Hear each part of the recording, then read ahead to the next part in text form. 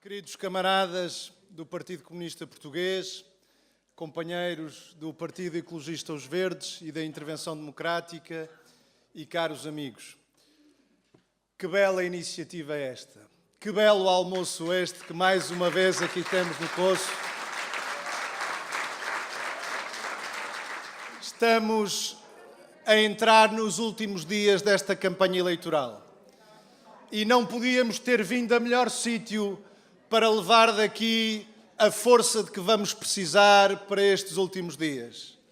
Uma terra de tradição, de luta e de coragem, o Coço. Uma terra que sempre de forma tão fraternal nos recebe. Uma terra de mulheres e de homens que sabem o que significa tomar nas suas mãos o destino das suas vidas. Uma terra de gente que sabe o que é lutar por um país melhor, mais solidário, uma terra de gente que transporta para o presente o glorioso passado que já aqui foi evocado da luta antifascista. É desta fibra, camaradas e amigos, que se faz este enorme, generoso e firme coletivo que somos na CDU.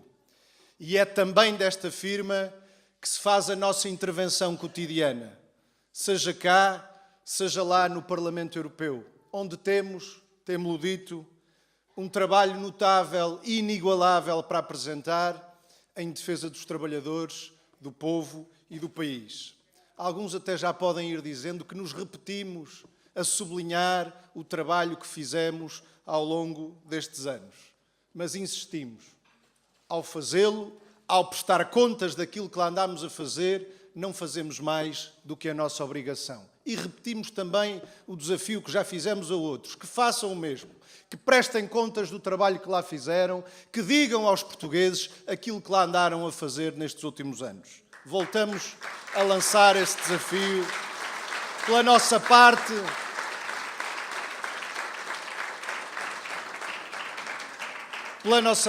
estamos seguros que os milhares de iniciativas que levamos a cabo estão profundamente ligados à realidade do país.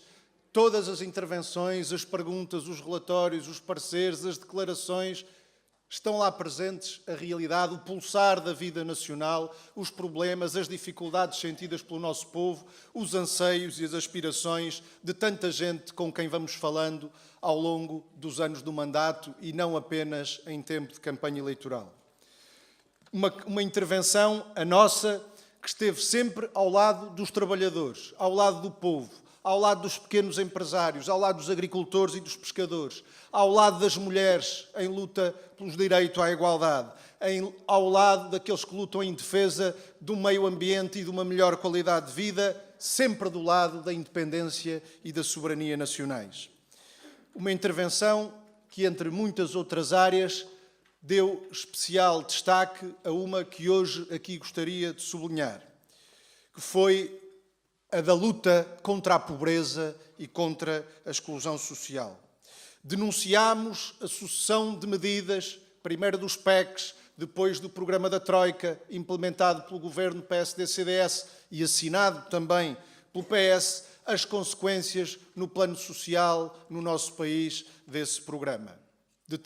Cujo conteúdo foi determinado em larga medida pela própria União Europeia.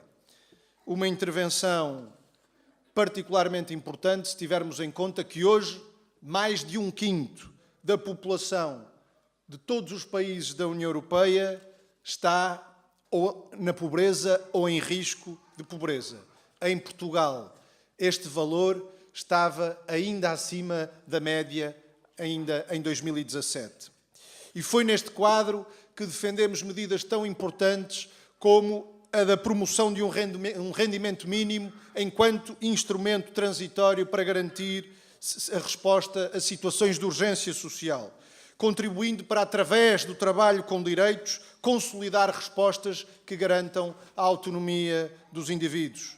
Fomos relatores de relatórios sobre as desigualdades, com especial atenção à pobreza e à pobreza infantil, que tem em Portugal uma expressão tão preocupante.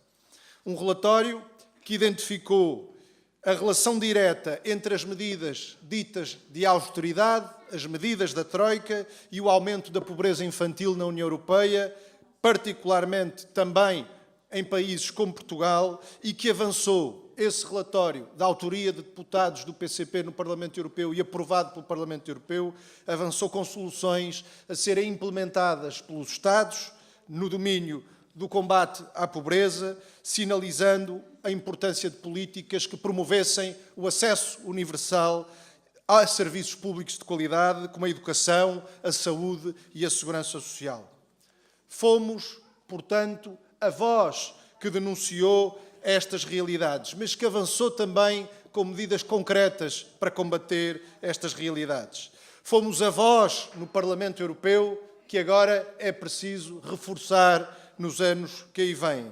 Até porque, como já foi aqui dito pelo Figueiredo, para defender os interesses de Bruxelas em Portugal, já lá temos deputados de sobra, servem para isso os deputados do PS, do PSD e do CDS. Caros amigos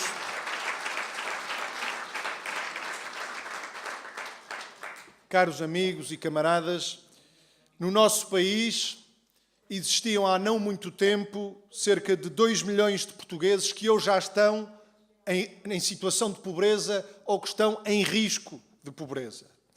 São pessoas a quem realidades que julgávamos ultrapassadas, como a fome, andam a rondar as suas casas e, em alguns casos, sentam-se à mesa de muitas famílias. Há mesmo crianças, voltámos a ter essa realidade no tempo do governo anterior, no tempo da Troika, que diariamente transportaram para a escola aquele que é o pior dos atentados aos direitos humanos, a fome. E a grande maioria dos portugueses que vivem esta indigna situação de pobreza, a grande maioria deles são assalariados. Foram arrastados para uma situação de pobreza apesar de serem trabalhadores e terem um salário, ou então de terem trabalhado uma vida inteira e serem hoje reformados e pensionistas.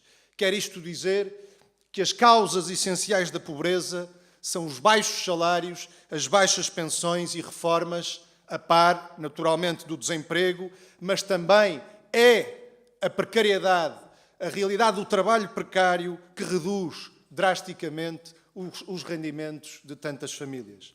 É o agravamento da exploração dos trabalhadores, com a transferência direta de rendimentos do trabalho para o capital, através da redução dos salários, através do aumento dos horários de trabalho, através do trabalho extraordinário não pago, entre outras medidas que contribuem para fazer esta transferência de rendimentos do trabalho para o capital e deixar na pobreza tantos daqueles que vivem apesar de terem um emprego e um salário. Não. A responsabilidade última pelas situações de pobreza não radica, ao contrário do que alguns querem crer, nos próprios pobres. Radica na política de exploração e numa injusta distribuição da riqueza que é produzida. Não, os pobres não desejam a pobreza como forma de vida, como alguns cinicamente chegam a sugerir para cultivar talvez a chamada caridadezinha. Quem de uma forma séria quiser erradicar a pobreza terá de estar de acordo com medidas como aquelas que temos defendido, como a necessidade de um aumento geral dos salários e, particularmente, de um aumento do salário mínimo nacional para os 850 €, com correspondente aumento das pensões e das reformas. São este o mais sólido caminho para combater a pobreza no nosso país. Quanto às reformas, defender melhores salários hoje é defender melhores pensões e reformas amanhã. Nestes últimos anos, deram-se passos nas longas carreiras contributivas, mas é preciso avançar mais. É preciso avançar nos direitos daqueles que trabalharam uma vida inteira e fazer justiça a dezenas de milhares de trabalhadores que continuam à espera de respostas para as suas vidas. A nossa proposta da defesa do direito à reforma, sem penalizações para quem tenha 40 anos de trabalho e descontos para a Segurança Social, independentemente da idade, é uma proposta justa e pela qual nos continuaremos a bater.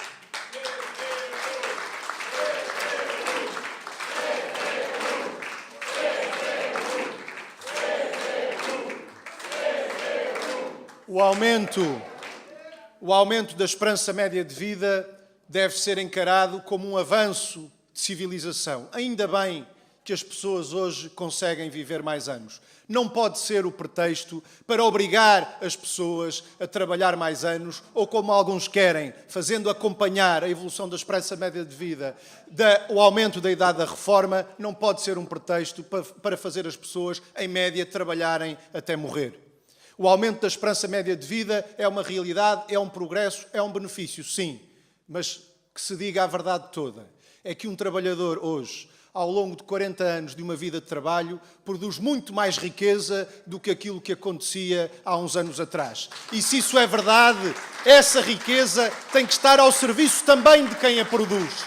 E não pode servir para forçar aqueles que a produzem a terem que trabalhar, em média, até à esperança média de vida. Pelo contrário, deve permitir essa riqueza que cada trabalhador hoje cria a mais ao longo de uma vida de trabalho, deve permitir que sejam mais os anos que, ao fim dessa vida de trabalho, o trabalhador possa viver com descanso, com tranquilidade, podendo dedicar-se à família e ao lazer, tendo direito a uma pensão e a uma reforma dignas. Isto é tudo o contrário daquilo que são as recomendações da União Europeia neste momento. Se olharmos para as recomendações que nos vêm da União Europeia, que partidos como o PS, o PSD e o CDS depois vertem na legislação nacional, nos orçamentos nacionais e noutros documentos importantes, aquilo que lá encontramos são recomendações para aumentar a esperança média de vida, para aumentar a esperança média de vida, não, para aumentar a idade da reforma, para atacar os sistemas de segurança social pública tal como hoje os conhecemos, porque é bom que se diga que aquilo a que ainda agora recentemente na União Europeia se abriu portas, a criação de um mercado pan-europeu de fundos de pensões privados, ou seja, lançarem na roleta da especulação bolsista os descontos de milhões de trabalhadores. Vimos, ainda não há muitos anos, o resultado que deu. Com a crise financeira, o resultado que deu e a falência dos bancos ao nível de pensões e reformas de milhões de trabalhadores que, da noite para o dia, viram os seus descontos de uma vida desaparecerem. Alguns parece que nada aprenderam com isto e querem novamente desviar recursos da segurança social pública, ameaçando a sustentabilidade dessa segurança social pública para o negócio das pensões privadas. Daqui lançamos um alerta a todos. Se alguns nada aprenderam com a crise, que aprendam pelo menos os trabalhadores que querem defender as suas pensões atuais e futuras, a não dar a sua confiança a partidos que querem descapitalizar a segurança social, dirigindo recursos para o negócio das pensões privadas. Fizeram-no no Parlamento Europeu PS, PSD e CDS.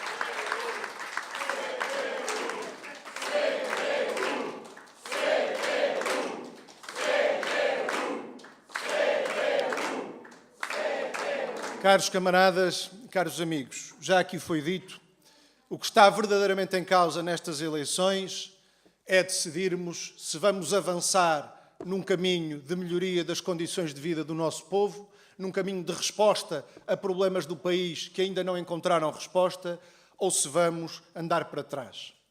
Nos últimos anos foi possível avançar em domínios como o aumento do salário mínimo nacional, mesmo que ainda aquém do necessário. Foi possível avançar nos aumentos extraordinários das pensões de reforma e nos avanços dados para as longas carreiras contributivas. Aumentos esses, os das pensões, ainda insuficientes e ainda aquém daquilo que era justo. Mas além daquilo que o PS queria fazer, daquilo que tinha no seu programa eleitoral, daquilo que tinha no seu programa de governo, resistindo no primeiro ano a fazer esses aumentos, mas no segundo não desistimos, conseguimos, fruto da luta também dos reformados, pensionistas e idosos e da intervenção da CDU, garantir esses aumentos extraordinários que se repetiram uma segunda e uma terceira vez. Ainda aquém do necessário, mas a apontar o caminho que é preciso percorrer. Avançámos também no alargamento e aumento do abono de família, na gratuitidade dos manuais escolares, na redução das taxas moderadoras na saúde, entre outros. Avanços que só foram possíveis de alcançar porque a luta dos trabalhadores, a luta do povo, não deu descanso, mesmo perante as imposições que a União Europeia nos ia fazendo ou que o FMI ia fazendo. E também, diga-se, porque o PS não teve as mãos livres para fazer aquilo que sempre fez quando esteve no governo, com as mãos livres para fazer aquilo que queria fazer. E este é o tempo, camaradas e amigos, de avisarmos toda a gente. Avisar que a decisão que têm a tomar também, e desde já nestas eleições, é entre avançar ou andar para trás. Avisar que todos os votos contam para eleger deputados que defendam os interesses nacionais. Andam para aí uns a dizer que querem ganhar as eleições. Andam para aí outros a dizer que querem ficar à frente deste ou à frente daquele. Não é nada disto o que está em causa nestas eleições. O que está em causa é eleger 21 deputados, que serão 21 representantes do povo português. E a decisão que está em causa é decidir quem é que se vai sentar nestes 21 lugares. Nos próximos 5 anos, sabendo que os 3 que lá tivemos nos últimos 5 da CDU levaram, como nenhuma outra força política, mais longe esta intenção de defesa dos trabalhadores, do povo e do país. E é esta voz, e é esta intervenção que é preciso, nos anos que aí vêm, dar mais força, atribuindo mais votos e mais deputados à CDU nestas eleições.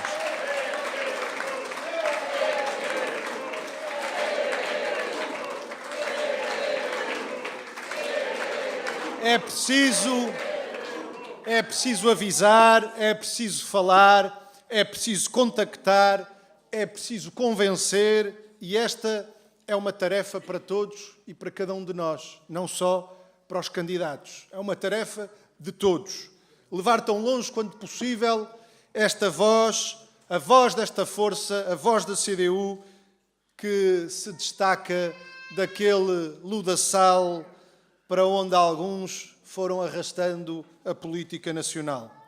Uma força cujos eleitos assumem o compromisso de não serem nem beneficiados nem prejudicados pelo desempenho de cargos públicos. Garantia de que utilizam esses cargos não para se servirem, mas para assumirem um compromisso pela transformação da vida das populações. Uma força, a CDU, que denunciou e denuncia a teia de promiscuidades entre o poder político e o poder económico, que apontou a dança de cadeiras entre governos e conselhos de administração, entre Comissão Europeia e grandes grupos económicos e financeiros. Esta dança de cadeiras que é o alfobre para onde os escândalos de corrupção correm, que afastam tanta gente, escândalos que afastam tanta gente da vida política. Este é o tempo de avisar toda a gente que não devem, não podem desistir. Desistir, não votar ou votar nos mesmos de sempre que há décadas vêm impondo o rumo da vida nacional é meio caminho andado para que fique tudo na mesma.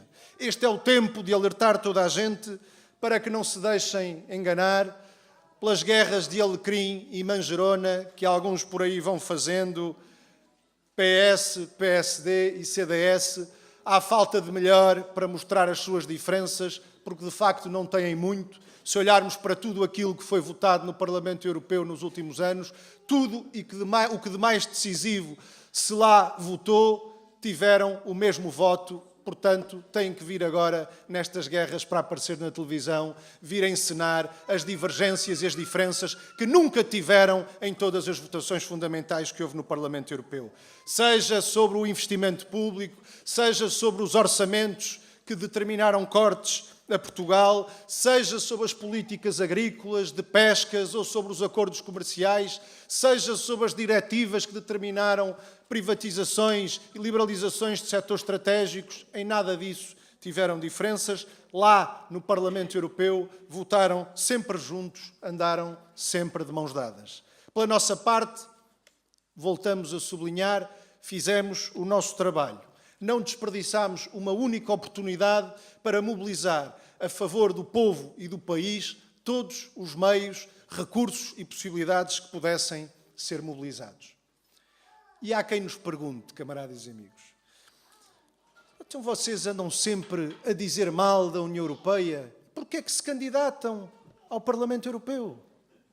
Pois é precisamente por precisarmos de gente que lá esteja, perante decisões que têm prejudicado o país, a defender os interesses nacionais, a defender os interesses dos trabalhadores e do povo. É precisamente por isso que precisamos lá de mais vozes da CDU no Parlamento Europeu.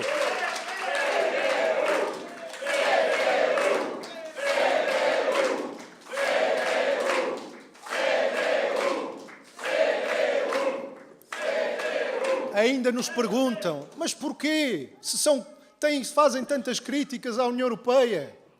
Pois precisamente precisamos de deputados da CDU, de mais deputados da CDU, que digam que não às políticas que nos últimos anos fizeram saltar para mais do dobro o nosso endividamento. Nos trouxeram à condição de um dos países mais endividados do mundo. Lutar contra as políticas que fizeram sair do país centenas de milhares de pessoas, na sua esmagadora maioria jovens, e que hoje nos fazem falta. Lutar contra as políticas que levaram ao encerramento de mais de 400 mil explorações agrícolas, que deixaram ao abandono mais de 700 mil hectares de superfície agrícola útil, terra de cultivos e pastagens que podiam e deviam voltar a ser cultivadas. É para lutarmos contra estas políticas que precisamos de mais deputados da CDU no Parlamento Europeu. E é também por isto, camaradas e amigos, que não fazem falta os outros que lá estiveram a apoiar todas estas políticas. Vamos continuar até ao último minuto, até ao dia das eleições, com este esforço de esclarecimento, de informação e de mobilização. Com a força do trabalho que fizemos em defesa do povo português.